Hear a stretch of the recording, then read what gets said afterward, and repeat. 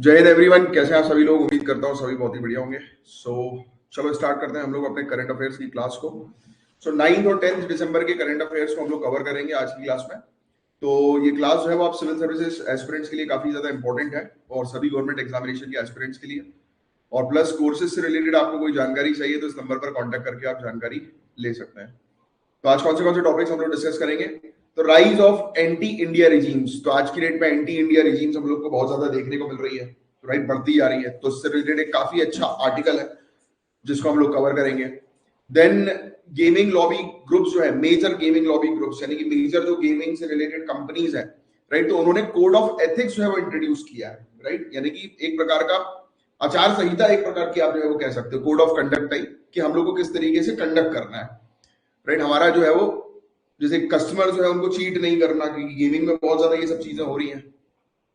फिर ये बहुत इंपॉर्टेंट है, Kajoli early childhood education model. तो ये कजोली मॉडल आपसे पूछा जा सकता है कि कहां से एसोसिएट है। बांग्लादेश का एजुकेशन मॉडल है, तो इस पर हम लोग बात करेंगे। फिर ग्रुप ऑफ कंपनीज को लेकर एक डॉक्ट्रिन आई है कोर्ट के द्वारा, जिसको हम लोग जो है वो डिस्कस करेंगे। Then we will going to discuss about United Nation charter, एक हम लोग को देखने को मिला, क्योंकि आपको पता है कि गाजा गाजा स्ट्रिप कहां पर है। गाजा का टॉपिक न्यूज में कहा किस लोकेशन को लेकर आ रहा है, इजराइल पैलेस्टीन।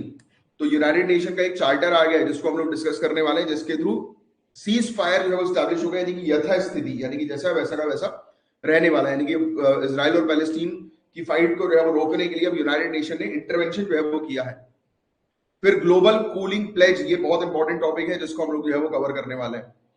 फिर सेंटियागो नेटवर्क, ये चीज आपसे डायरेक्टली सिविल सर्विसेज पूछ सकती है कि बताइए अभी सेंटियागो नेटवर्क न्यूज में था, ये किससे रिलेटेड है। फिर early warning for all initiative हम लोग को वो देखने को मिला। देखो इस प्रकार के जो इनिशिएटिव्स वगैरह जो हम लोग को देखने को मिलते हैं वो एग्जामिनेशन में अक्सर जो है वो पूछे जाते हैं। Sorry, Guyana versus Venezuela over the Essequibo region. तो एसीक्यूबो रीजन, एसीक्यूबो जो क्षेत्र है उसकी लोकेशन बस आपको पता होनी चाहिए इस टॉपिक के अंदर। तो ये इतने टॉपिक्स हैं जो आज हम लोग एक एक करके जो है वो कवर अप करने वाले हैं। तो चलिए अपन स्टार्ट करते हैं टॉपिक से। तो पहला टॉपिक हमारा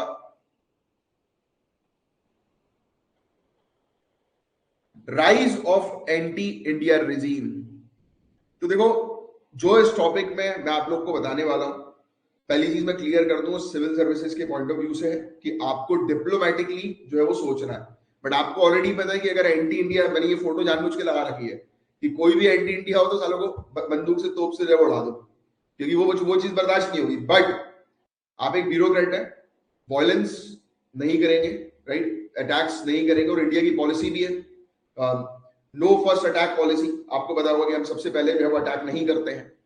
तो आज की डेट में इंडिया के अगेंस्ट काफी सारी कंट्रीज हो गई हैं, काफी सारे ग्रुप्स हो गए हैं। क्यों, उसका रीजन क्या है, कोई बता सकता है क्विकली। उसका रीजन ये है कि भाई जब आप ग्रो करते हो ना तो दूसरे लोग आपसे जलते हैं। बहुत सिंपल सा रीजन है, मतलब इतना कोई आप ये मत सोचो कि सिविल सर्विसेज की तैयारी कर रहे हैं तो बिल्कुल अपने को अलग टाइप का कॉन्सेप्ट लगाना पड़ेगा। बहुत सिंपल कॉन्सेप्ट है। जब भी कोई इंसान ऊपर की तरफ उठता है तो आजू बाजू की उसकी कम्युनिटी उससे जलने लगती है। इन फैमिली ऑल्सो, भाई अचानक से कोई तरक्की करने लगता है तो परिवार के दूसरे लोग जलने लगते हैं कि देखो, राइट। तो दिस इज द पॉइंट। तो इंडिया जो है आज की डेट में बहुत तेजी से ग्रो कर रहा है हर तरीके से, राइट। तो काफी सारी कंट्रीज को पसंद नहीं आ रहा, राइट, और हमारी पॉलिसी जो है वो डिफरेंट होती है। तो दैट्स व्हाई, तो ये सब चीजें हैं। तो इसी पर हम लोग जो है चर्चा करेंगे। तो जैसे मालदीव्स के अंदर कुछ एंटी रिजीम चीजें हम लोग, एंटी इंडिया रिजीम चीजें हम लोग को जो है वो देखने को मिली, राइट, भारत विरोधी शासन। अब आगे की बात करें, जैसे चाइना का बेल्ट एंड रोड इनिशिएटिव है, जिसके बारे में आपको पहले भी बता चुका हूं, उसको ध्यान सुनना। चाइना का जो बेल्ट एंड रोड इनिशिएटिव है वो 3 कॉन्टिनेंट को आपस में कनेक्ट करेगा। कौन से कॉन्टिनेंट, एशिया, अफ्रीका, यूरोप, ये 3 कॉन्टिनेंट्स को आपस में चाइना कनेक्ट करेगा, ठीक है, इमेजिन करो। और फिर अब वो क्या बनाएगा, अपना लैंड रूट बनाएगा, जमीन का रास्ता बनाएगा, राइट, और वो सी रूट बनाएगा।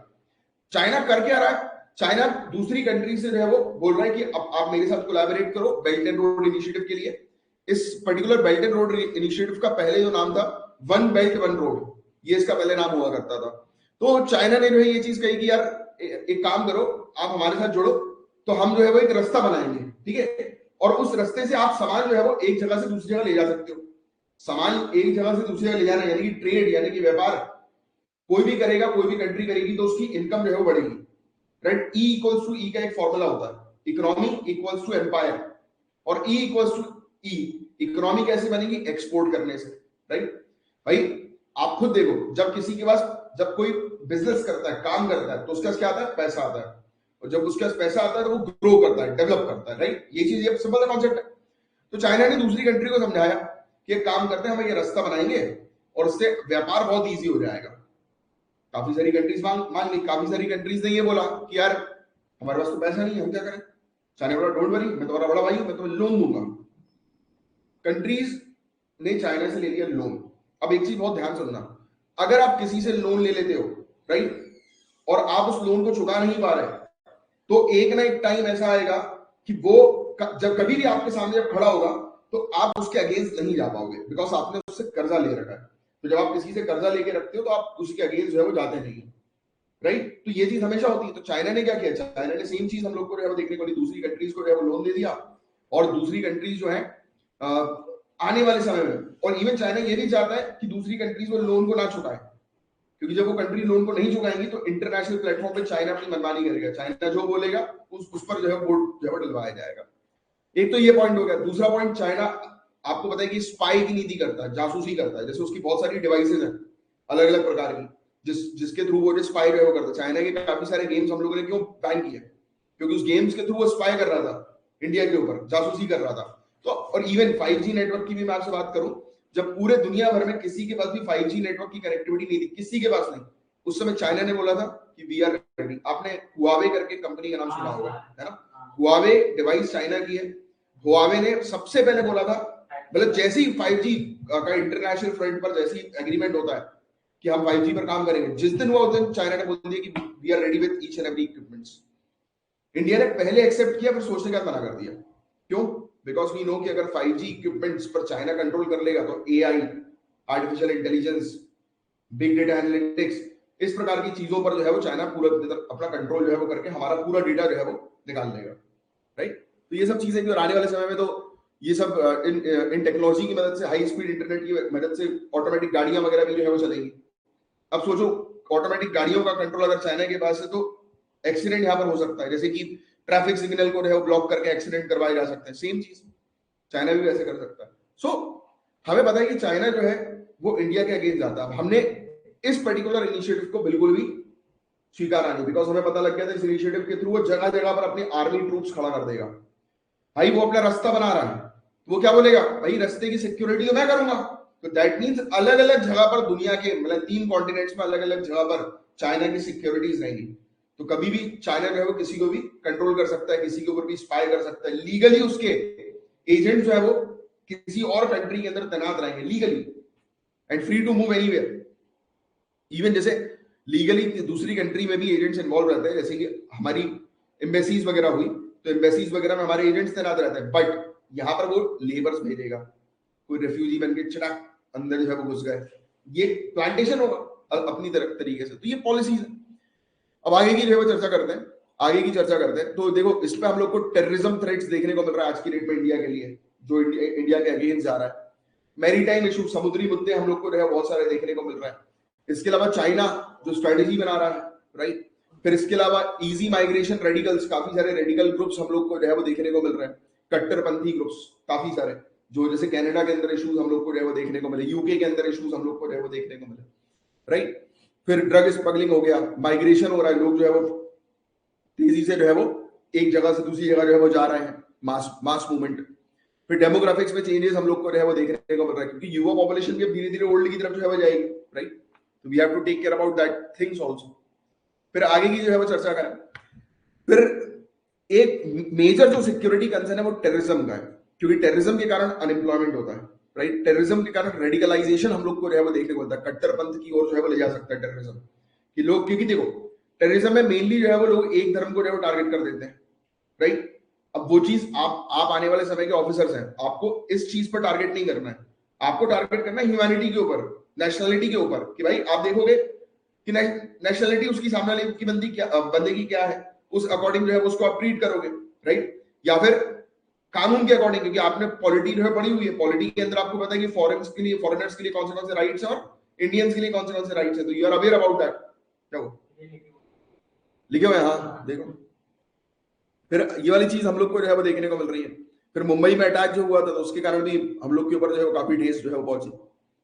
फिर अब देखो इंडिया क्या कर सकती है, इकोनॉमिक के ऊपर काम करे, इकोनॉमिक कॉपरेशन दूसरी कंट्रीज के साथ। सेकंड, ट्रेड करे।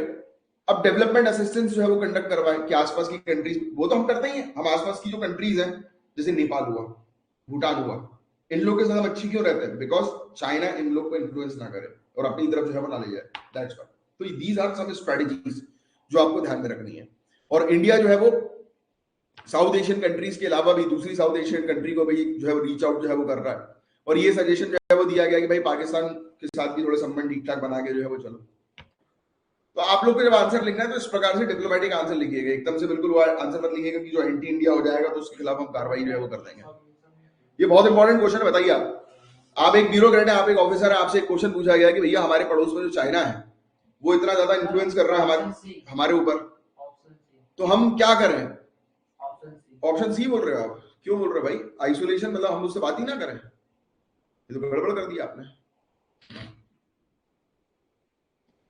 मालदीव्स के प्रेसिडेंट प्रो चाइना है, बहुत सारे लोग आपको मिलेंगे। वो प्रो चाइना और एंटी चाइना वाली बात नहीं होती गीता, ये बात जो है वो होती है ना, किसकी होती है? इंटरेस्ट की। क्योंकि चाइना खिलाएगा तो लोग छोटी कंट्रीज खाएंगी और उनको आएगा मजा। अरे सर आइसोलेशन का ये मतलब नहीं है कि बंद कर धीरे धीरे उसको आइसोलेट करना चाहना। ट्रेड की बात अलग होती है, ये डायरेक्ट पूछा गया कि इन्फ्लुएंस को कैसे धीरे धीरे कम करोगे? भाई कोई आपके घर के बाहर आकर रोज चिल्ला रहा है ओए ओए, तो आप क्या उसको ध्यान नहीं दोगे तो वो चिल्लाना बंद कर देगा? नहीं करेगा वो। और एक दिन एक लड़के को लाएगा, दूसरे दिन दूसरे को लाएगा, तो आपको करना क्या पड़ेगा? गोली निकालो और मार दो, ये मैं कहता हूं, मिलिट्री कन्फ्रंटेशन में कहता हूं, ये मेरा ओपिनियन है। बट आपको बी पे मार्क करना है, रीजनल पार्टनरशिप। अब पार्टनरशिप करो ना, मैंने आपको उस दिन बताया था, अपन हिस्ट्री पढ़ रहे थे, दुश्मन के साथ पार्टनरशिप कर लो, दुश्मन की बेटी के साथ शादी करके निकल जाओ कि कर ले बेटा तू। So this is the game. Clear? आगे बढ़े। अगर दुश्मन हार नहीं बोलेगा तो? हाँ क्या? अगर दुश्मन हार नहीं बोलेगा तो? क्वेश्चन में क्या? अगर दुश्मन हार नहीं दुश्मन शादी के लिए तो भगा के ले आओ ना, प्यार कर लो, लव अफेयर। ये भी तो होता है, लड़की खुद बोलेगी हम उससे शादी करनी है। कहा दुश्मनों की बातें कर रहे हो यार? मेजर गेमिंग लॉबी ग्रुप्स जो है उन्होंने कोड ऑफ एथिक्स जो है वो इंट्रोड्यूस किया है, तो इसके बारे में हम लोग जो है वो चर्चा करेंगे। कोड ऑफ एथिक्स मतलब एक प्रकार की आचार संहिता हम लोग को जो है वो देखने को मिलती है, ठीक है? कोड ऑफ कंडक्ट जिसको हम लोग बोलते हैं। एथिक्स जो है वो किस चीज को जो है वो कहा जाता है कि आप एथिकली बहुत अच्छे हो, राइट? यानी कि आपका बिहेवियर, आपका व्यवहार किसी के प्रति। तो ये क्या बोल रहे हैं कि कंपनी है, अब देखो आपके दिमाग में रखना है आपको, गेमिंग कंपनीज है, उन्होंने ये कोड जो है वो लेकर आए। दैट मींस कि गेमिंग कंपनीज वांट कि किसी के साथ चीटिंग ना हो, कंज्यूमर के साथ, कंज्यूमर अवेयर रहे हर चीज से, तो ये कोड ऑफ एथिक्स है। तो कोड ऑफ एथिक्स के अंदर कुछ प्रिंसिपल्स हम लोग को जो है वो देखने को मिलते हैं, यानी कि इसके अंदर जो है वो कुछ आप कह सकते हो कि मार्गदर्शन है, और इसमें लिखा हुआ है कि सिद्धांत एक प्रकार के हम लोग को देखने को रहे, गाइडलाइंस हम लोग को देखने को जो है वो मिल रही है, राइट? हाँ क्यों है? नहीं 4 बजे क्लास है कल, हाँ कल क्लास 4 बजे। Principles, guidelines. अरे यार मुझे एक चीज बताओ, जब मैं पढ़ाता रहता हूँ तो बीच में एकदम से क्यों दूसरी चीज आती है? अब देखो, principle guiding acceptable behaviour within a specific organisation. देखो क्या चीज हम लोग को जो है वो देखने को मिल रही है कि किसी विशिष्ट संगठन या उद्योग के भीतर स्वीकार्य व्यवहार का मार्गदर्शन करने वाले सिद्धांत शामिल होते हैं जो सत्य, निष्ठा, ईमानदारी, निष्पक्षता, पारदर्शी और जवाबदेही को संबोधित करते हैं। Honesty, fairness, transparency, accountability, integrity. अब जो मैंने ये लास्ट में जो टर्म्स लिए ना, ये जीएस पेपर 4 के लिए आपके, ये सब चीजें आपको याद रखनी है। कभी भी जब बात आए ना तो कोई एकदम पूछे तो 3-4 पॉइंट्स आपने होनी चाहिए, ऑनेस्टी, इंटीग्रिटी, फेयरनेस, ये वो, राइट? तो जवाबदेही, अकाउंटेबिलिटी। तो इसमें कुछ नहीं है, इसमें ये क्या करना है, ये एक प्रकार की एक लिस्ट जो है वो तैयार करना है। सभी गेमिंग कंपनीज को ये बोल रहे हैं कि भाई आपको ऑनेस्ट रहना है, आपको फेयर रहना है, आपको किसी के साथ चीट नहीं होने देना है, आपको जनता को अवेयर करना है कि भाई जो भी अगर गेम खेलेगा तो वो एडिक्ट हो सकता है, पैसे उसमें जा सकता है। तो प्राइमरी एम यही है कि देखो, प्राइमरी एम क्या है? पहला पॉइंट, कंज्यूमर के इंटरेस्ट को प्रोटेक्ट करना, उपभोक्ता के हितों की रक्षा करना, पहला पॉइंट। दूसरा पॉइंट, प्रमोट करना इन्फॉर्म चॉइसेस को, सूचित विकल्पों को बढ़ावा देना, मतलब उनको पता होना चाहिए, राइट, सामने वाले व्यक्ति को कि वो क्या कर रहा है, ये गेम पर उसके साथ क्या होगा। Next, create a healthy gaming environment in India, India के अंदर एक हेल्दी गेमिंग एनवायरनमेंट क्रिएट करना, कैसे, डिटेल्स डिस्क्लोज करके, केवाईसी करवाओ, केवाईसी का बोल know your customer, right, ensuring transparency on winner determination, भाई एक इंसान जीतेगा कैसे इस गेम को, उस पर ट्रांसपेरेंसी जो है वो प्रॉपर रखना कि इसकी ऐसे करके जीता है। दूसरा, प्लेटफॉर्म की फीस, और फिर निर्धारित करना गेमिंग को गैम्बलिंग से, मतलब डिटरमाइन करना प्रॉपर तरीके से, हाँ कि भाई सट्टे, मतलब गेम में इंसान इतना ना वो हो जाए कि वो सट्टेबाज बन जाए साला।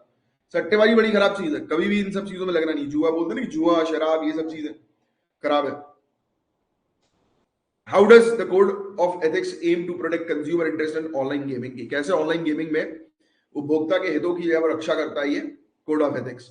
तो कंपनी जो है वो क्या करेंगी, इन्फॉर्म चॉइसेस देंगी, सेम चीज, माइन्यूट से माइन्यूट डिटेल्स की गेमिंग इंडस्ट्री क्या कर रही है, कि आप इसके अंदर घुसोगे तो आपको क्या लॉस हो सकता है और कैसे प्रॉफिट बना सकते हो, तो वो सब चीजें।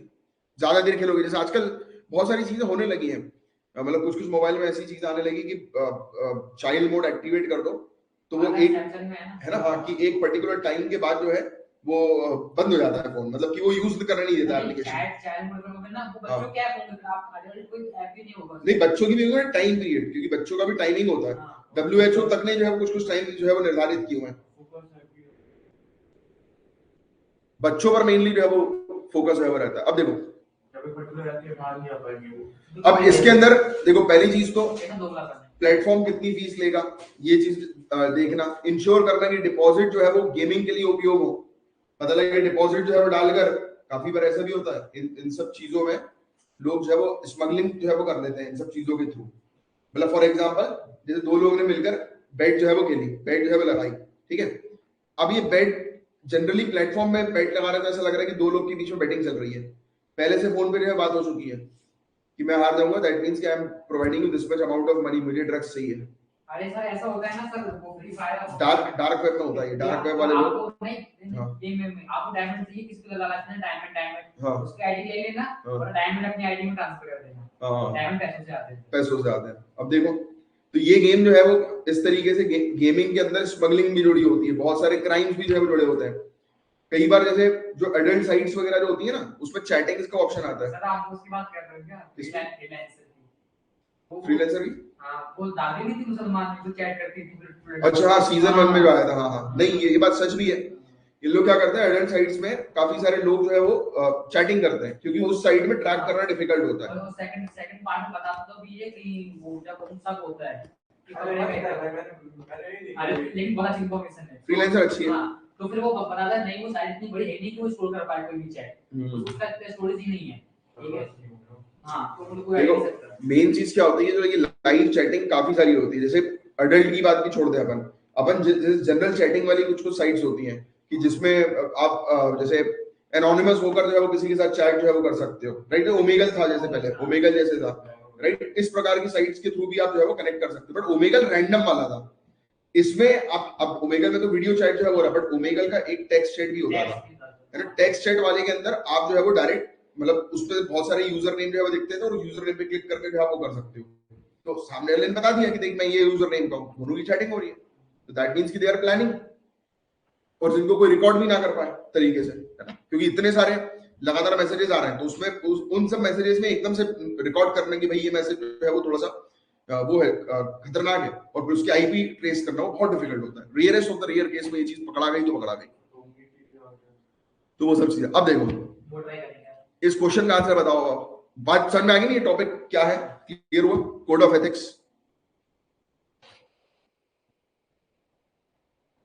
लास्ट वाला में दिखाता हूं, क्या लास्ट वाला? अच्छा देख नहीं रहा, वैसा ऑप्शन भी है इसका।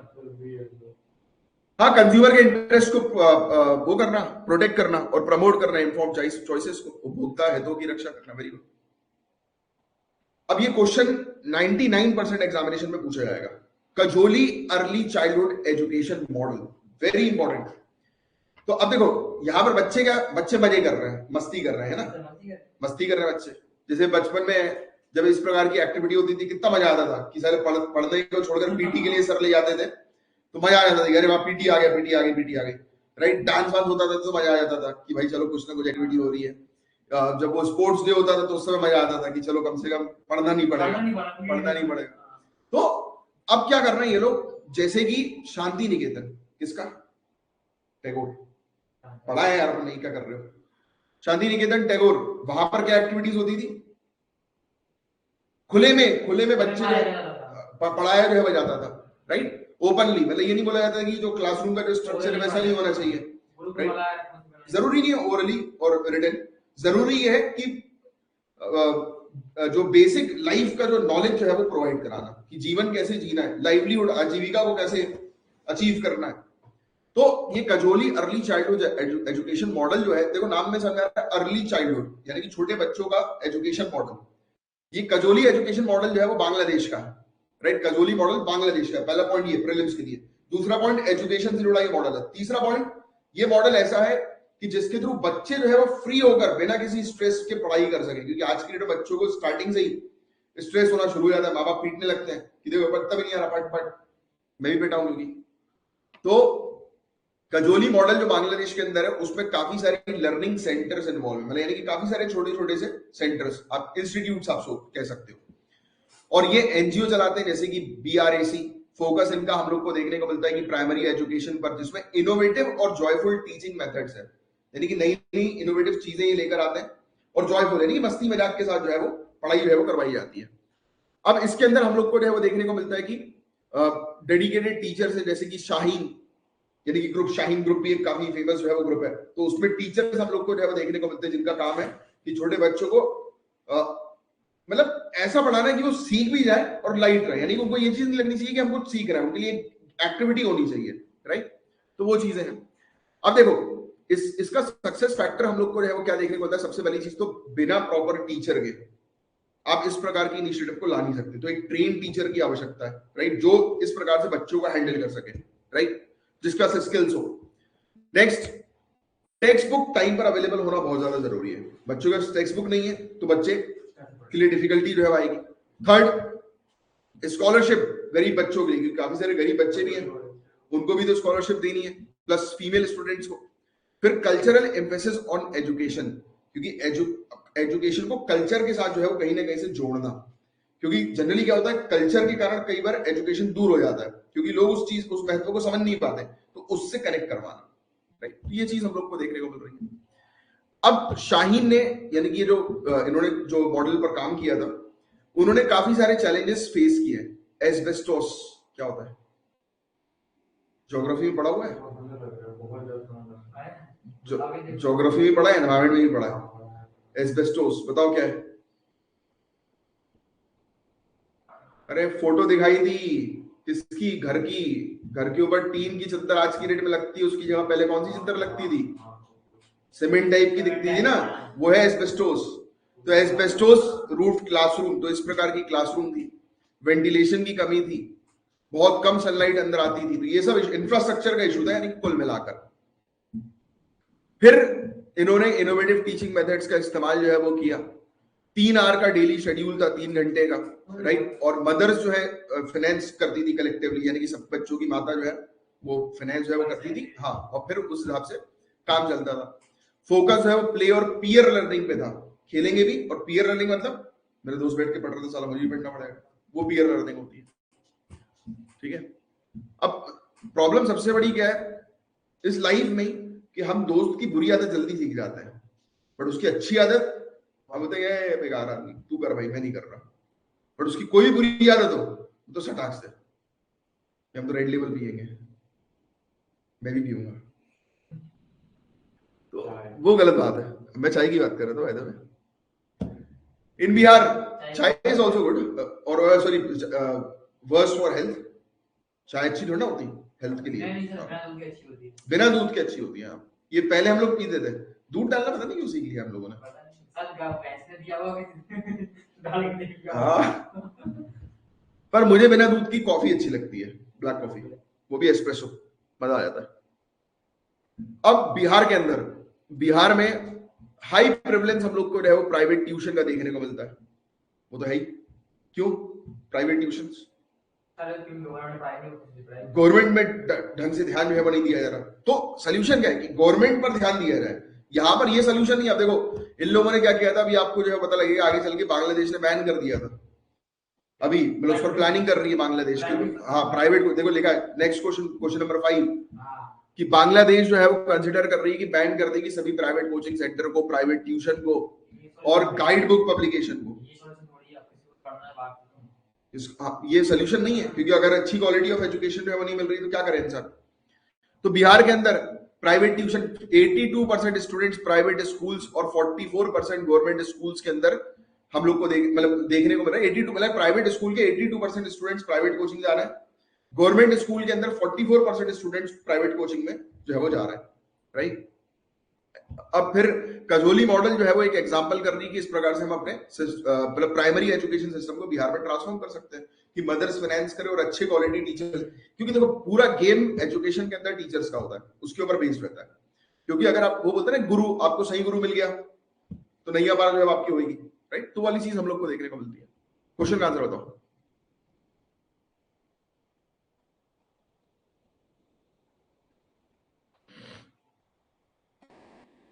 ऑप्शन डी दिखा दो ऊपर नीचे करके।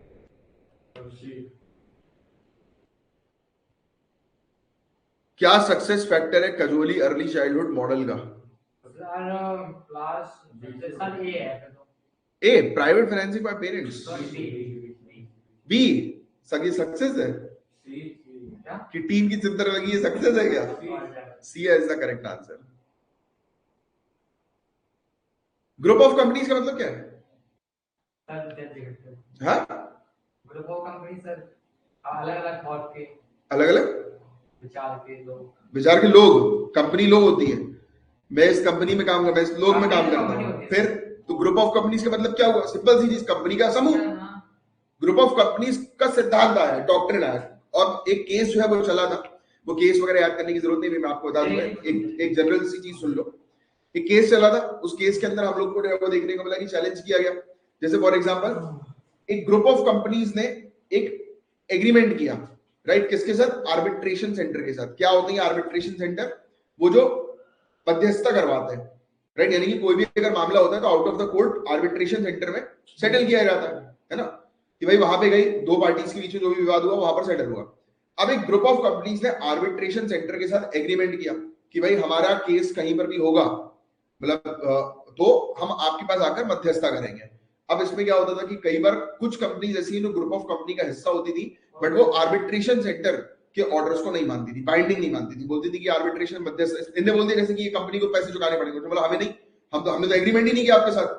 बट वो कंपनी एक ग्रुप ऑफ कंपनीज का मतलब वो है, मेंबर है। तो वो कंपनी अगर मतलब आर्बिट्रेशन सेंटर को डिनाई कर रही है तो दैट मींस कि वो ग्रुप ऑफ कंपनीज की मेंबरशिप से हट रही है। हम तो यही मानेंगे कि भाई वो ग्रुप, आप या तो ग्रुप में शामिल हो जाओ, और ग्रुप में शामिल हो रहे हो तो ग्रुप की जो भी पॉलिसीज है, नीतियां, वो आपको फॉलो करनी पड़ेगी। अगर ग्रुप ने एग्रीमेंट किया तो you have to follow that. तो ऐसे काफी सारी कंपनीज बच रही थी। तो ऐसा ना हो इसलिए अब कोर्ट ने जो आदेश दे दिया, ऑनरेबल सुप्रीम कोर्ट ने, कि अगर कोई भी कंपनी ग्रुप ऑफ मेंबर्स के उसमें है और उसने इंडिविजुअली आर्बिट्रेशन सेंटर से एग्रीमेंट किया हो या ना किया हो, यानी कि वो बाइंडिंग हो या नॉन बाइंडिंग हो, देन टू जो है वो उसके ऊपर कार्रवाई होगी, देन टू उसको पूरी तरह से आर्बिट्रेशन सेंटर के डिसीजन का पालन करना पड़ेगा। ये बात समझ में आई? अब अपन क्वेश्चन आंसर के थ्रू उस चीज को देख लेते हैं। तो ग्रुप ऑफ कंपनीज सिद्धांत जो है वो क्या है? कंपनियों के समूह का सिद्धांत जो है वो क्या है? ये अलाउ करता है आर्बिट्रेशन एग्रीमेंट को to be binding on non signatory firm, कि जो फर्म है जिसने आर्बिट्रेशन सेंटर से सिग्नेचर नहीं किया, राइट, मध्यस्थता समझौता जिसने नहीं किया, आर्बिट्रेशन एग्रीमेंट नहीं किया, तो वो उसको भी मानना पड़ेगा, राइट। तो ये चीज क्लियर हुई। अब देखो लिखा हुआ है, if it is a member of group of companies that is party to the agreement. मैंने आपको समझाया कि ग्रुप ऑफ कंपनीज है, उसने अगर आर्बिट्रेशन सेंटर के साथ ये एग्रीमेंट कर रही है, दूसरी किसी बड़ी कंपनी के साथ एग्रीमेंट किया कि भाई कल को कुछ भी विवाद होता है तो as a group of companies we are signing कि भाई ऐसा कुछ नहीं होगा, बट विवाद हो गया। अब एक इंडिविजुअल कंपनी अगर मना कर रही है तो कोर्ट ने क्लियर बोल दिया कि नहीं, आप मना नहीं कर सकते क्योंकि आप उस ग्रुप ऑफ कंपनी के मेंबर। ठीक है, बात समझ में आई ना? ये बिल्कुल क्लियर हुई। क्योंकि ये ग्रुप ऑफ कंपनीज डॉक्ट्रिन पूछा जा सकता है, 70-80% चांसेस है। किस प्रकार से ग्रुप ऑफ कंपनीज डॉक्ट्रिन जो है मेंटेन करती है corporate separateness while binding a non signatory. अब देखो आपको ऑलरेडी पता है कॉमन इंटेंशन पार्टीज का क्या है, ये बाइंड करना नॉन सिग्नेटरी कंपनीज को आर्बिट्रेशन एग्रीमेंट के साथ और प्रिजर्व करना corporate separateness of group of companies को। देखो बहुत सिंपल सी चीज है कि जो कंपनीज कई बार इस तरीके से बच रही थी ये बोलकर कि भाई हमने तो आपसे इंडिविजुअल एग्रीमेंट किया ही नहीं, तो उनको जो है वो रोकना, राइट, कि वो बच के ना निकले। तो दैट्स व्हाई हम लोग को ये चीज जो है वो देखने को मिली, सिद्धांत जो है वो सामने आया। बस और कुछ नहीं है इसके अंदर। आपको जो चीज मैंने बताई है वो ध्यान में रखो। एक पिटीशन फाइल किया गया था कॉक्स एंड किंग्स लिमिटेड के द्वारा। उस पिटीशन के थ्रू ये डिमांड की गई थी कि भाई हमें ये ग्रुप ऑफ कंपनीज डॉक्ट्रिन के ऊपर प्रॉपर क्लैरिटी जो है वो चाहिए। तो इस पर जो है वो कोर्ट ने, ऑनरेबल सुप्रीम कोर्ट ने क्लैरिटी दे दी कि अब कोई भी कंपनी जो है वो ग्रुप ऑफ कंपनीज के अगर मेंबर हो तो वो आर्बिट्रेशन से बच नहीं सकती, राइट। क्वेश्चन का आंसर बताएं। हाँ, बाइंड कर रहा है नॉन सिग्नेटरी फर्म्स को आर्बिट्रेशन एग्रीमेंट के साथ, ये इसका मेन ऑब्जेक्टिव था। गाजा स्ट्रिप कहां पर है? इजराइल में, है ना। अभी आपको सभी को पता है कि इजराइल और पैलेस्टीन का मुद्दा जो है वो चल रहा है, यूनाइटेड नेशन इन्वॉल्व हो गई है। अब देखिए हमें देखने को मिल रहा है यूनाइटेड नेशन के सेक्रेटरी जनरल एंटोनियो ग्यूटेरेस, इनका नाम ध्यान में रखना। इन्होंने, मैंने हमेशा आपको बोलता हूं कि नाम अगर आपके लिए इंपॉर्टेंट नहीं होता, बट इस तरीके के नाम इंपॉर्टेंट है। यूनाइटेड नेशन के जो आपको सेक्रेटरी जनरल उसका नाम तो पता होना ही चाहिए, एंटोनियो, क्योंकि सबसे मेन हेड एंटोनियो ग्यूटेरेस, पता नहीं, देख लेना। इन्होंने आर्टिकल 99 लागू किया यूनाइटेड नेशन चार्टर का, और क्या एस्टैब्लिश जो है वो किया, सीज फायर गाजा के अंदर, यानी कि यथास्थिति बोलते हैं हम लोग सीज फायर को, मतलब कि युद्ध विराम एक प्रकार से, कि भाई दोनों अब पैलेस्टीन और इजराइल युद्ध ना करें। तो आर्टिकल 99 यूनाइटेड नेशन चार्टर का बोलता है सीज फायर, और ये पावर देता है किसको, यूनाइटेड नेशन के सेक्रेटरी जनरल को, कि यूनाइटेड नेशन का सेक्रेटरी जनरल जो है वो अगर देख रहा है कि दुनिया में स्थिति बहुत ज्यादा खराब हो रही है तो वहां इन्वॉल्व होगा। क्योंकि यूनाइटेड नेशन बनाई क्यों गई थी, जब हम इंटरनेशनल रिलेशन पढ़ेंगे तो वर्ल्ड वॉर सेकंड के बाद इसको जो है बनाया गया था यूनाइटेड नेशन को, इस ऑब्जेक्टिव के साथ कि दुनिया में शांति जो है बरकरार रहे। तो अब क्या हो रहा है, इजराइल और पैलेस्टीन के बीच में शांति भंग हो गई है, राइट, दोनों लड़ रहे हैं और बहुत समय से ये चल रहा है। तो अब यूनाइटेड नेशन इन्वॉल्व हो गया, सेक्रेटरी जनरल ने आर्टिकल 99 वहां पर लागू किया। बात समझ में आई? वो तो वैसे ही भेजते हैं हम लोग, हम वो तो तैनात भी है इजराइल पैलेस्टीन में, United nation peace keeping force. अब एक्शन तो लेना पड़ेगा ना, अब एक्शन, फोर्सफुल एक्शन जो है वो लिया जाएगा। हाँ, अब देखिए आगे की जो है वो चर्चा करें। पास्ट एग्जांपल्स ऐसे हैं कि एक बार कॉन्गो में जो है वो लाया गया था, तुनिसिया में जो है वो लाया गया था। पास्ट एग्जांपल, एक बार जो फ्रांस की नेवल और एयरफोर्स जो है उसने तुनिसिया के ऊपर अटैक कर दिया था, तब उस समय जो है वो लाया गया था 1961 वगैरह। तो पहले भी जो है वो हम लोग को देखने को मिला था कि आर्टिकल 99 जो है वो लागू किया गया। अगर क्वेश्चन इस प्रकार से आ जाएगा आर्टिकल 99 इससे पहले कभी लागू नहीं किया, तो वो स्टेटमेंट गलत है। फिर आगे की जो है वो चर्चा करें, क्वेश्चन का आंसर बता दो, और कुछ नहीं है।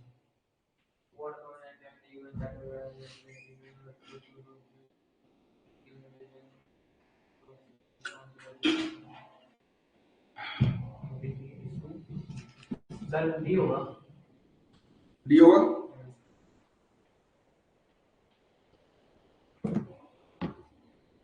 अरे भाई, सीज फायर एस्टैब्लिश करना, युद्ध विराम स्थापित करना, गलत क्यों बता रहे हो?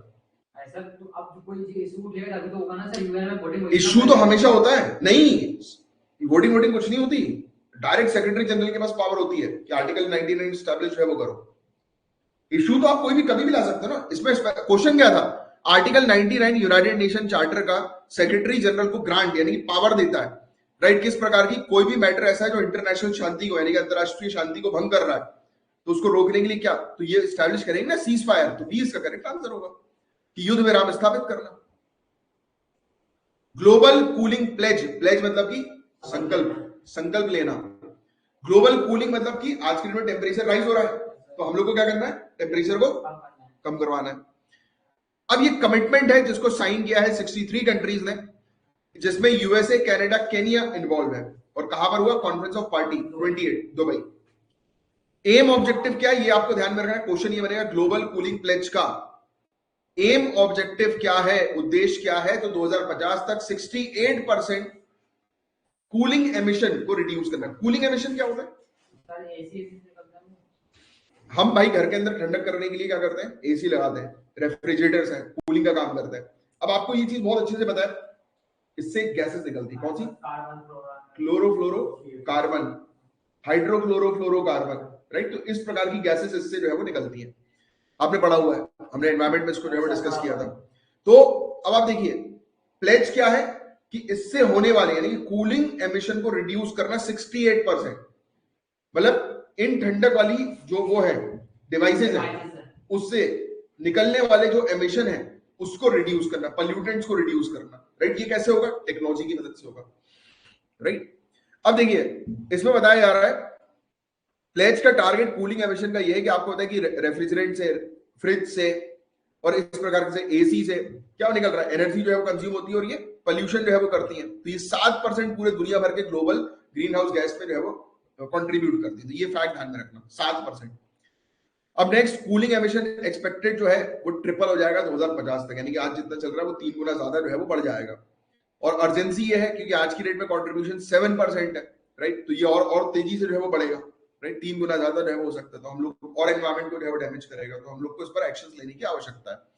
अब देखो रेफ्रिजरेंट के अंदर जैसे हाइड्रोफ्लोरोकार्बन HFC-134a, फिर हाइड्रोक्लोरोफ्लोरोकार्बन HCFCs, तो ये जो है वो पूरे दुनिया भर में वार्मिंग के लिए इन्वॉल्व रहती है, यानी कि दुनिया को गर्म करने का इनका काम होता है, याद रखना दोनों का, ठीक है।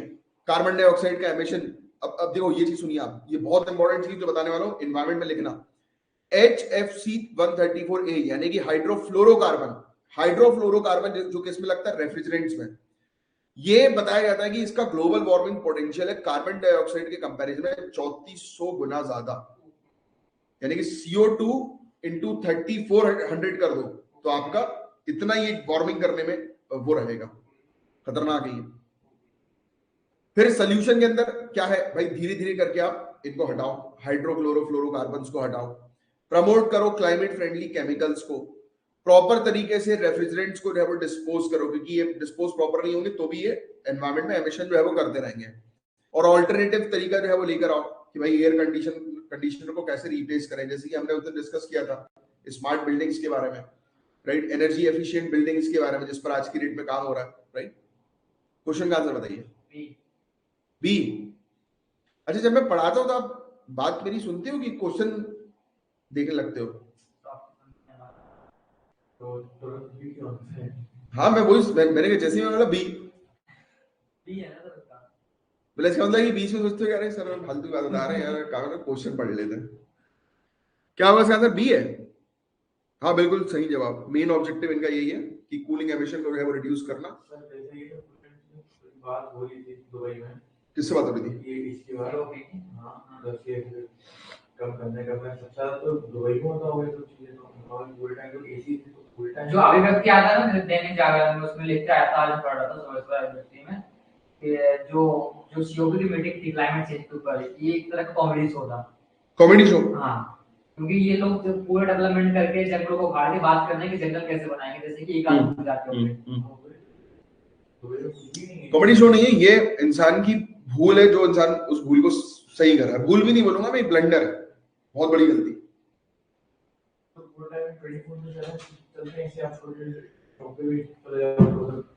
हमेशा चलता है। अब आज की डेट में अपने अभी तो है मॉल्स वगैरह में तो चल ही रहे हैं, ऑफिसेज में चल ही रहे हैं।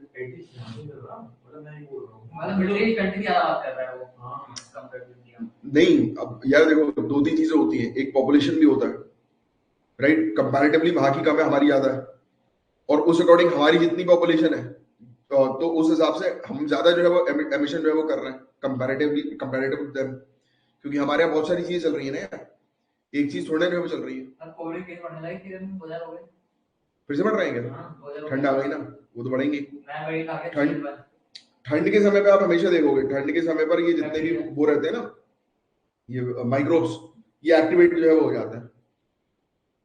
तो होता है जैसे आप देखते हो ठंड के समय में बहुत सारी वायरल वगैरह की प्रॉब्लम जो है हो जाती है अचानक से, इसी वजह से। सैंटियागो नेटवर्क, क्वेश्चन डायरेक्ट आएगा कि ये सैंटियागो नेटवर्क जो है वो क्या है, तो इस पर बहुत ध्यान से जो है वो सुनना। ये कोलैबोरेटिव फ्रेमवर्क है, यानी कि सब कंट्रीज से मिलकर एक फ्रेमवर्क जो है वो, एक ढांचा जो है वो तैयार जो है वो किया है, सहयोगी ढांचा, एम ऑब्जेक्टिव क्या है? वल्नरेबल डेवलपिंग कंट्रीज, यानी कि जो पिछड़ी डेवलपिंग कंट्रीज हैं, राइट, उनको जो है वो हेल्प करना। और किस चीज में हेल्प करना? कि climate induced loss and damage, यानी क्लाइमेट चेंज के कारण जो उनको लॉस और डैमेज हुआ है, जैसे एग्जांपल फ्लड आ गई, बाढ़ आ गई, लॉस हुआ, डैमेज हुआ, साइक्लोन के कारण लॉस हुआ, डैमेज हुआ, हाँ हो सकता है, पता नहीं। तो ये सब चीजें हम लोग को देखने को मिलती है कि लॉस और डैमेजेस जो पिछड़ी कंट्रीज को हो रहे हैं, डेवलपिंग कंट्रीज को हो रहा है, उनको फाइनेंस प्रोवाइड कराना, उनको पैसा देना, ये है सैंटियागो नेटवर्क। ये फैक्ट ध्यान में रखना। अब ये ड्राफ्ट टेक्स्ट जो था इस नेटवर्क का, वो अडॉप्ट किया गया कॉन्फ्रेंस ऑफ पार्टी 28 में। तो इसको सैंटियागो नेटवर्क को, अभी देखो ये वाली चीजें जो है वो आपके एनवायरमेंट के नोट्स में ऐड होंगी, ये सब ऐड करनी है एनवायरमेंट के नोट्स में। ये Santiago network, conference of party, क्योंकि जो चीज मैंने आपको एनवायरमेंट पढ़ाई हुई है उसके बाद करंट अफेयर से जो चीज आ रही है उसको लेते चलना है, उसका अवॉइड नहीं करना। अब नेक्स्ट की जो है बात करें हम लोग, सैंटियागो नेटवर्क जो है वो स्टैब्लिश हुआ कॉन्फ्रेंस ऑफ पार्टी 25 में। मैड्रिड, मैड्रिड का है, पढ़ा है मैड्रिड की कि नहीं पढ़ा है? स्पेन। और ये पार्ट था वार्सो international mechanism for loss and damage का। और प्राइमरी ऑब्जेक्टिव सैंटियागो नेटवर्क का जो है वो क्या है, तो मैंने आपको बता ही दिया कि हेल्प करना डेवलपिंग कंट्रीज को, टेक्निकल असिस्टेंस प्रोवाइड कराना, नॉलेज प्रोवाइड कराना, पैसे जो है प्रोवाइड कराना।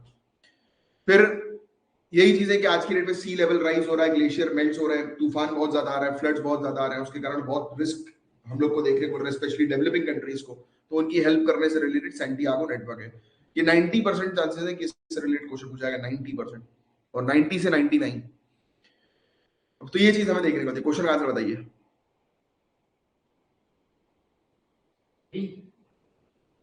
जान मुझ के वेट किया ना कि थोड़ा सा धीरे से जो बोलता हुआ है, नहीं तो बोलेंगे कि देखो मेरी बात ही नहीं सुनी।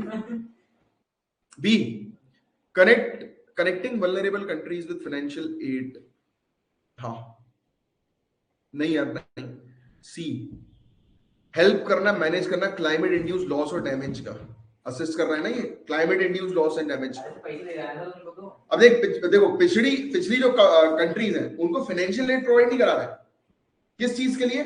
क्लियरली सी ऑप्शन में लिखा है कि लॉस और डैमेजेस जो भी हैं, जलवायु प्रेरित हानि और क्षति से के प्रबंधन की सहायता करना, कि भाई मैनेज कर सके, राइट। इसलिए वो टेक्निकल असिस्टेंस भी प्रोवाइड करा रहा है। हाँ, early warning for all initiative, इस प्रकार की इनिशिएटिव सिविल सर्विसेज अक्सर जो है पूछती है।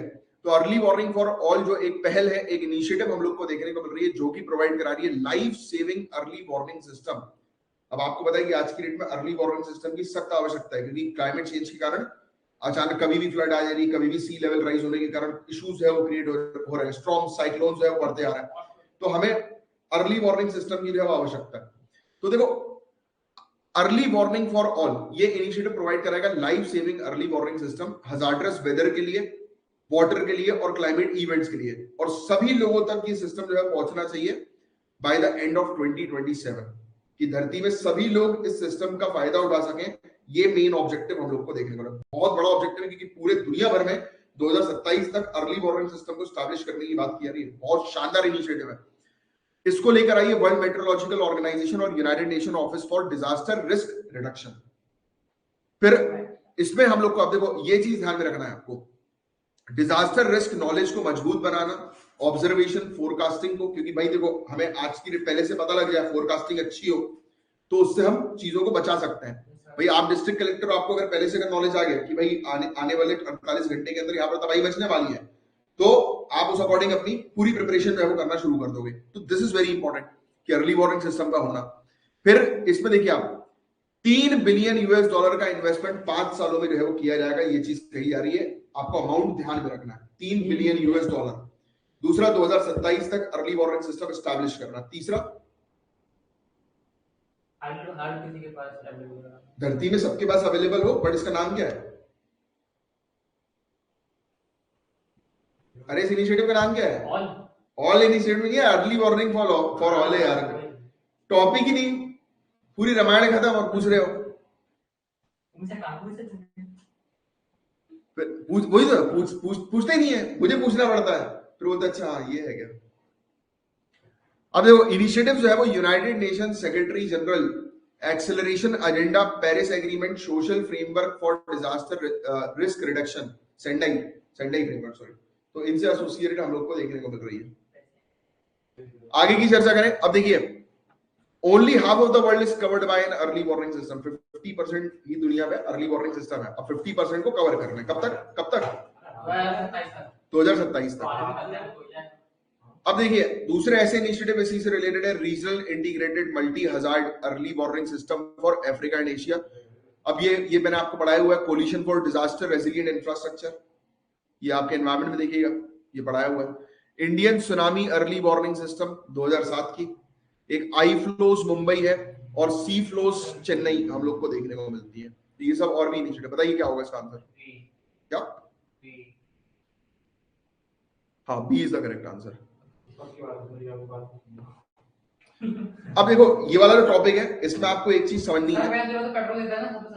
हाँ, वेनेजुएला अभी स्थिति थोड़ी ठीक हुई है, यहाँ पर तो बहुत बुरी स्थिति थी। अब देखिए, गुयाना और वेनेजुएला ये आपस में कंट्रीज हम लोग को देखने को मिल रही है, राइट, आजू बाजू, है ना। आप देखेंगे यहाँ पर एक क्षेत्र है, जिस क्षेत्र का नाम एसी क्यूबो क्षेत्र, ठीक है। अब क्वेश्चन आएगा, एसी क्यूबो क्षेत्र जो है वो किन कंट्रीज के बीच में, तो ये दोनों कंट्री का नाम ध्यान में रखना। अब ये दोनों कंट्री मिलकर लड़ाई झगड़ा कर रही है। अब देखो, आपको ऑलरेडी पता है कि नेबरिंग कंट्रीज को टेरिटरी को लेकर लड़ाई चलती है हमेशा। मैक्सिमम जगह पर देखोगे टेरिटरीज को लेकर नेबरिंग कंट्रीज में लड़ाई चलेगी, जैसे इंडिया, चाइना, पाकिस्तान, इंडिया नहीं, फिर भी ज्यादा रहती है। अब आई कहानी सुनो आप। ये जो इस क्षेत्र में हिस्टोरिकल तो इशू था ही, जमीन को लेकर लड़ाई, बट क्या हो गया, अभी कुछ समय पहले से इस क्षेत्र में लड़ाई बढ़ गई। क्यों? पेट्रोल निकल गया यहाँ पर। अब जब नेचुरल रिसोर्स निकले तो इन्होंने बोला कि अभी जगह तो हमें ही चाहिए। दोनों लड़ रहे जगह के लिए, बस, और कुछ नहीं। लोकेशन ध्यान में रखो, ये मुद्दा ध्यान में रखो, दैट्स इट। देखो, कॉन्फ्लिक्ट जो है उसके हिस्टोरिकल रूट्स है भाई, हम लोग को ऐतिहासिक जड़ें इसकी हम लोग को देखने को मिलती हैं। दूसरा पॉइंट, ये 2015 में हम लोग को ऑयल डिस्कवरी देखने को मिली, एक्सॉन मोबिल ऑयल डिस्कवरी, यानी कि एक तेल की जो है वो यहाँ पर खोज हुई 2015 में। उसके बाद जो है वो झगड़ा और तेज जो है वो बढ़ गया। फिर इन्होंने जो है अपनी डिफेंस फोर्स अलर्ट कर दी, इंटरनेशनल सपोर्ट मांगना शुरू कर दिया। जैसे ही वेनेजुएला ने जो है वो यहाँ पर आईसीजे की वार्निंग के बाद भी रेफरेंडम जो है वो लगाना जो है वो शुरू कर दिया, राइट। रेफरेंडम मतलब जनमत संग्रह, लोगों से पूछ लगी कि आपको क्या चाहिए। अब भाई वो गुयाना मना कर रहा है, क्योंकि आप देखो इधर ये क्षेत्र कहां पर नजर आ रहा है आपको, एसी क्यूबो रीजन किस कंट्री में? गुयाना में है। अब वेनेजुएला, देखो पॉइंट पढ़ो, वेनेजुएला ने जो है वो क्या किया, वेनेजुएला ने यहाँ पर रेफरेंडम को प्रोसीडिंग जो है वो कर दिया, लेकिन वेनेजुएला उस तरफ है और यहाँ आके बोल रहा है लाउड स्पीकर से, लाउड स्पीकर है, एक काम करो, अब डिसाइड करो तुम्हें कहाँ जाना है। मतलब भड़का रहा है वो भड़का रहा है कि डिसाइड करो तुम लोग को कहाँ रहना है, हमारे पास आओ, हम तुम्हें पैसा देंगे। तो गुयाना चिल्ला रहा है कि भाई ICJ, international court of justice ने वार्निंग दे रखी थी कि तुम्हें ये सब नहीं करना है, मेरी टेरिटरी में तुम क्यों कर रहे हो। तो वेनेजुएला ने कोई जवाब नहीं दिया। वेनेजुएला ने बोला कि हमें तेल चाहिए, ऐसी की तैसी तुम्हारी। इंडिया जो है उसके टाइज जो है, इंडिया सपोर्ट करती है गुयाना को, यूएसए भी गुयाना को सपोर्ट करती है, क्योंकि सर वेनेजुएला डरता तो होगा नहीं यूएसए, क्योंकि सेंसर लगे हुए हैं, यूएसए की एंटी वेनेजुएला के साथ है, सेंसर लगे हुए हैं इसलिए तो डरता तो है नहीं वो कुछ कर देगा। क्या लगे हुए? सेंसर्स लगे हैं पहले से। सेंसस, सेंसर डॉलर का सेंसर उसके ऊपर लगा हुआ है ना। अच्छा, हाँ, सैंक्शन। हाँ। अब देखो, गेम बहुत सिंपल सा होता है। आप देखो, सपोर्ट जो है वो, मैंने ये वाला टॉपिक आपको याद आ रहा होगा कि मैंने कर्नाटिक वॉर्स पढ़ा रहा था, तब मैंने इस तरीके से आपको पढ़ाया था मॉडर्न इंडियन हिस्ट्री में। सर क्या इंडिया वेनेजुएला से? नहीं, वो तो कनेक्टेड है। देखो, दो चीजें होती है, एक सपोर्ट करना और एक ट्रेड। आप एक दूसरे को पसंद ना भी करते हो, बट इकोनॉमिकली अगर आपको फायदा हो तो आप आकर एक कुर्सी पे बैठ सकते हो, राइट, वो चीज होती है। अब जैसे आप एक आईएएस हो, दूसरा आपका एक सबऑर्डिनेट आईएएस है, एक और आपका कलीग, दोनों की बनती है नहीं, बट फिर भी मीटिंग में आके एक दूसरे को बैठना पड़ता है, स्माइल करना पड़ता है, बहुत अच्छे, हाँ कि बहुत अच्छे। वो कहानी। बट अभी आप इस कहानी को देखो, ब्राजील, चाइना जो है वो डिप्लोमेसी की बात कर रहा है कि डिप्लोमेसी की शांति बनाए रखो। क्यों कर रहा है ये? अरे ये इन लोग, चाइना के लिए ये सब कंट्रीज जो है वो ट्रेडिंग कंट्रीज है। अगर ये कंट्रीज चाइना से जो है वो गुस्सा हो जाएंगी तो ट्रेड कौन करेगा, क्योंकि चाइना एक ट्रेडर है, सामान जो है वो अपना भेजता है, ये भी तो एक इशू, और उससे सस्ते में पेट्रोल लेगा, तो इसलिए बोलता है कि चाइना छोड़ो, हर एक कंट्री अपने इंटरेस्ट के लिए काम करती है, और हर एक इंसान अपने इंटरेस्ट के लिए काम करता है। भाई आज आप आईएएस ऑफिसर जिस दिन बन जाओगे, उस दिन जो है ऑटोमेटिकली आपके पीछे सब लोग भागेंगे। आज हो सकता है कि काफी सारे लोग इग्नोर करते हो, है ना, काफी सारे ऐसे भी हैं जो दिन का इंतजार कर रहे हैं जिस दिन आईएएस ऑफिसर बने, फिर उस दिन बैकग्राउंड में म्यूजिक बने, ठुकरा के मेरा प्यार। आगे की बात करें, सो अब देखिए इनका जो डिस्प्यूट जो था वो बहुत पुराने समय से था। स्पेन जो था, अगर हम बात करें वेनेजुएला के केस में, कॉलोनियल पावर्स में, क्योंकि आपको याद आ रहा हो, मैंने आपको बताया था जब मैं आपको मॉडर्न इंडियन हिस्ट्री पढ़ा रहा था कि जो एटलांटिक वाला जो क्षेत्र है, इसका जो इस तरफ वाला एरिया स्पेन ने ले लिया था, पोर्चुगीज, और इस तरफ वाला एरिया जो है वो ईस्ट पोर्चुगीज के हाथ में चला गया था, स्पेन जो है वो हाँ वेस्ट की तरफ जो है वो टॉर्डिसिलास, वेरी गुड यार, very good, treaty of Tordesillas, very good, 1494 पक्का ईयर में मुझे ध्यान नहीं है, एक बार चेक कर लेना, 1494, वेरी गुड, वेरी गुड। ये पहला मेरे ख्याल से फर्स्ट डे की क्लास थी, ट्रीटी ऑफ टॉर्डिसिलास, पहले दिन ये पढ़ाया था मैंने। आगे की चर्चा करें तो हमने देखा कि स्पेन पहुंच गया वेनेजुएला, और नीदरलैंड्स और यूनाइटेड किंगडम गुयाना जो है वो पहुंच गए, राइट। अब आगे की बात करते हैं, इन लोगों ने जैसे ही वेनेजुएला और गुयाना को इंडिपेंडेंस मिल गई, फिर भी इन्होंने उसको इंडिपेंडेंस नहीं दी, वहां पर वो अपना कंट्रोल स्टैब्लिश किए हुए थे। तो ये हिस्टोरिकल टाइम्स था। देखो दोनों के बीच में हिस्टोरिकल लड़ाइयां हम लोग को जो है वो देखने को मिलती थी, चाहे वो यूके की और स्पेन की जो है बात करो, या नीदरलैंड्स की और स्पेन की जो है बात करो, इन लोग के बीच में लफड़े जो है वो कंटिन्यूस वो चलते रहते थे। तो हिस्टोरिकल लफड़ा था, और अभी आज की डेट में स्ट्रेटेजिक लफड़ा बोलोगे आप, क्योंकि वहां पर तेल जो है वो निकल गया। बताइए इसका क्या होगा करेक्ट आंसर, क्या बी? हाँ B is the correct answer. चलो आज के लिए इतना ही, अब मिलेंगे हम लोग कल की करंट अफेयर्स की क्लास में, तब तक के लिए bye bye, take care, have a great day ahead, जय हिंद। सर आपको तो करना नहीं है, करना है ना।